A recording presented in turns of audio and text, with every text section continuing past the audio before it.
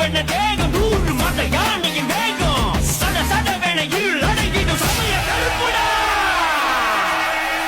அவ கட்டி கொக்கரிச்சு வெள்ள குதிரை ஏறி அந்த காடு மலை அத்தனையும் ஆளும் கருப்பு சாமி அடுத்த புலிகள் நடுங்க கரு கரு வெண்ண ஒரு வெடுக்க காட்டு மரமும் சிங்க புலியும் நடுங்கி பண்ணியும் பாரு அவ போகும் தசை அத்தனையும் பூவானந்தான் பாரு